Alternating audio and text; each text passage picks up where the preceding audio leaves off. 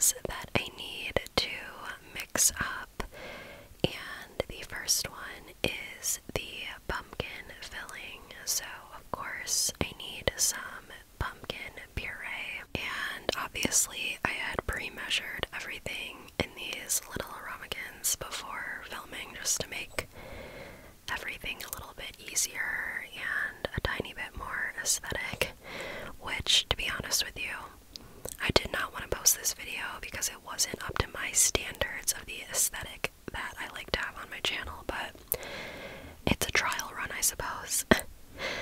Okay, so I just added some sugar and now our pumpkin pie spice to give it that true pumpkin pie flavor.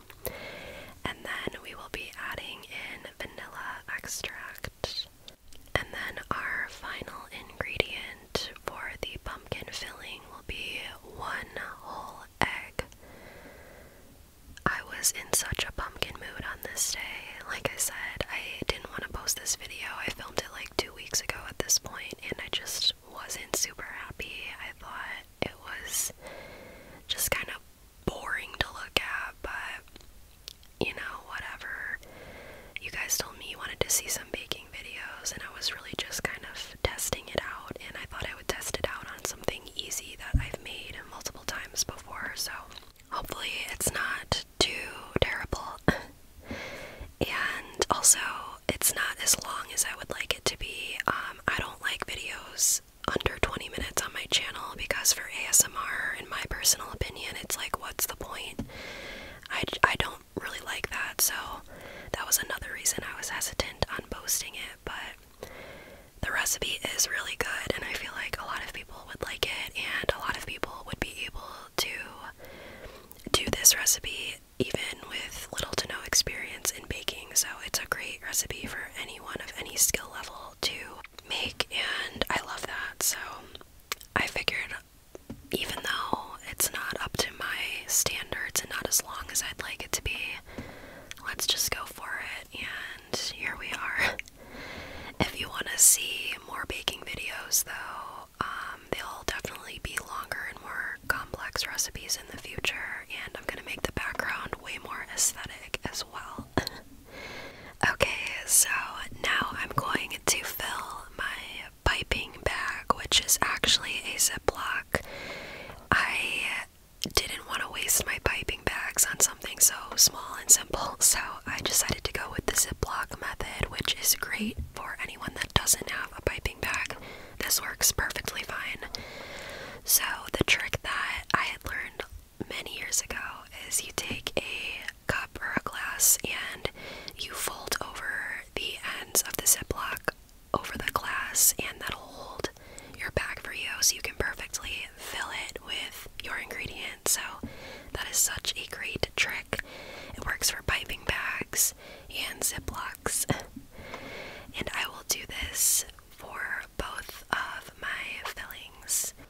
And also, I kept the actual sound of the video in, but I lowered the volume quite a bit because you can hear my fridge in the background. So let me know if you like it this way, or if you would just prefer a voiceover.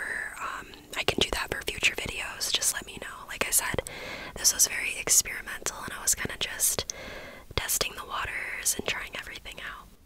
Okay, so now let's get into our cream cheese filling, which is 1 whole package of cream cheese, sugar, and vanilla. Very simple. And for this one, you want to really mix it up and get it nice and smooth. You want to get as many of the larger and medium-sized chunks out as best you can. I like to make it super, super smooth, so I mixed this for quite a while. I'm pretty sure I cut some of the mixing out because I was doing it for so long. And I want to say this recipe doesn't specify if your cream cheese should be room temperature or just straight out of the fridge. I have done it both ways, and it really doesn't make much of a difference. The only thing is, when it is room temperature, it just smooths out a little bit quicker and requires less mixing, so it's just preference at that point. It doesn't affect the recipe in any way. And yeah, so just do as you wish with that. But now we're getting a little bit closer to the consistency that you would want. But as you can see, there's still some chunks in there, so I spent some more time on it to really work those out and make it more smooth and get it as smooth as I can.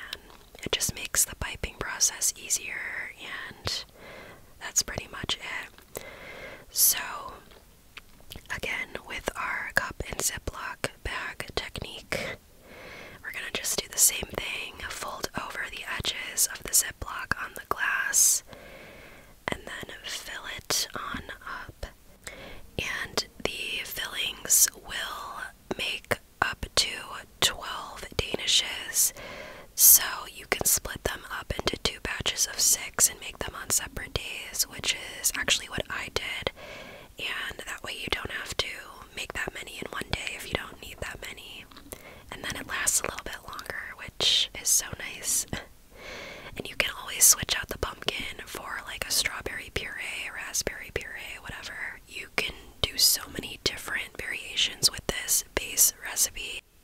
And I will say I have done the strawberry ones and they are so good, so I feel like you can't go wrong with whatever you decide to fill your Danishes with.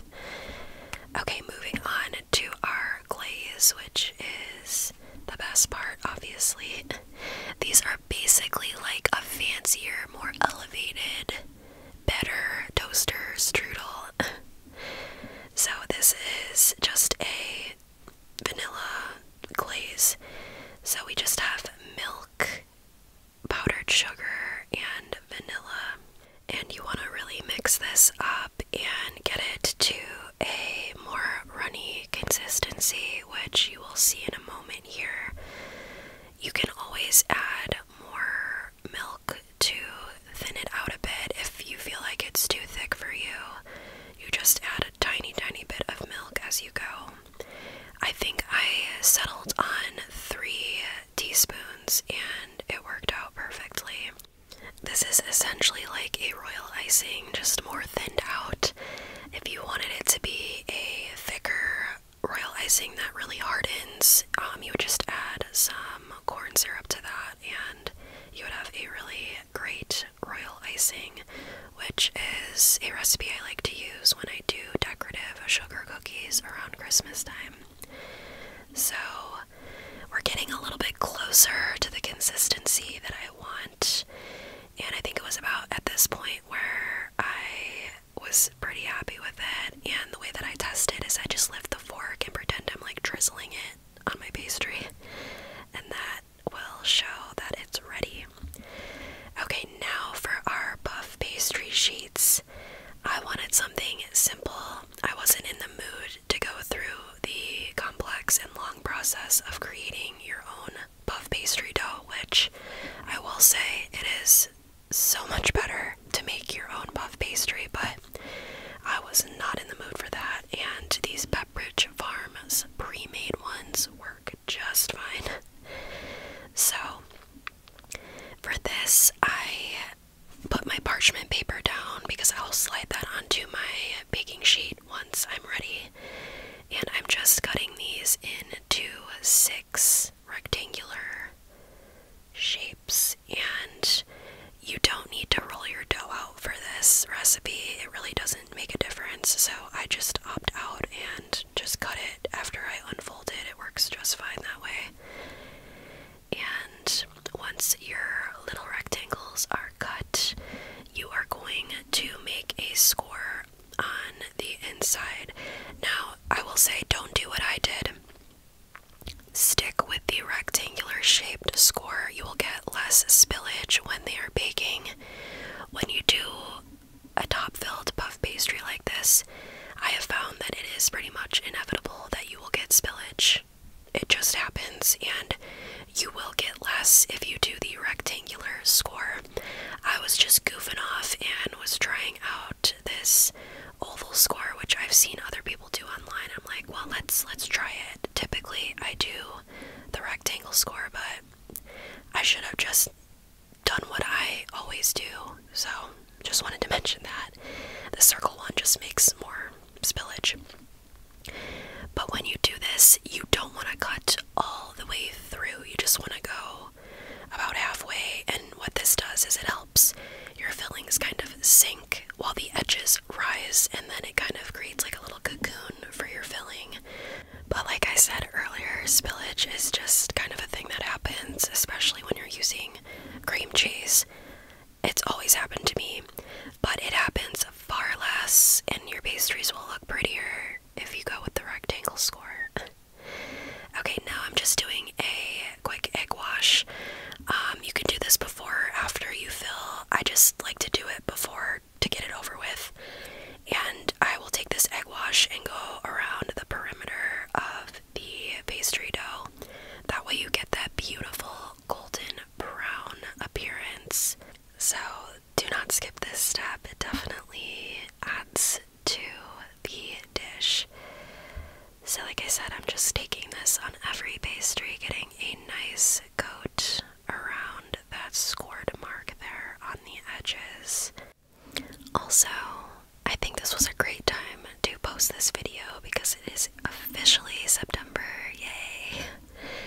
Now, I'm hoping I won't have to worry about as many haters complaining that I'm posting fall and Halloween too early, because now that it's September, you can't tell me that. I'm sorry, you just can't. And I feel like September and October are reserved, especially for fall baking. So, even though I filmed this in August, but whatever, we all know how I operate on this channel. So, is there any recipe you guys would like to see me bake? I have a few fun Halloween ideas in mind, but if there's anything you would particularly like me to bake, let me know. I'm so open to suggestions. I think that would be fun to try something that you guys suggest as well. It can be Halloween or fall related, just let me know. Okay, so once we get that egg wash on there, it is time to put our filling in, and just cut a little hole on the corner of your bag, and that'll give enough space for you to pipe on your fillings.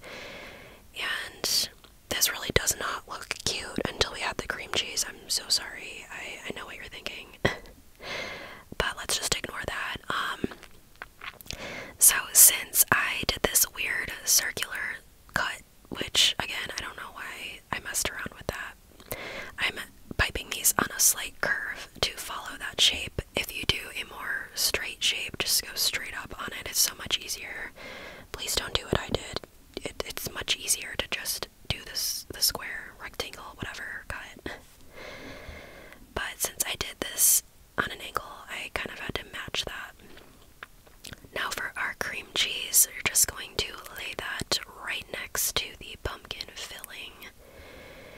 And I tend to overfill mine because even if I underfill it, they'll still ooze most of the time, and I'd rather overfill it and have more left behind from the oozing. So I just do it that way, and I love the cream cheese. It's so sweet and so good, so a little extra of that never hurt anybody. And like I said, this batch will make a total of 12, so I'm just splitting it for 2 separate days. I made these again the next day. And here they are in the oven. As you can see, they ooze out a bit, but whatever, that doesn't bother me really. So here they are, cooled briefly, and now we're gonna take that glaze that I mixed up earlier and just go to town on these things. My dad requested extra glaze, so I went overboard with the glaze, which, I mean, that's the only way to do it, right? I always thought toaster strudels ripped us off with the frosting, and now I can put as much as I want on there. But yeah, you guys, that is pretty much it, and that is going to wrap up today's video. Thank you so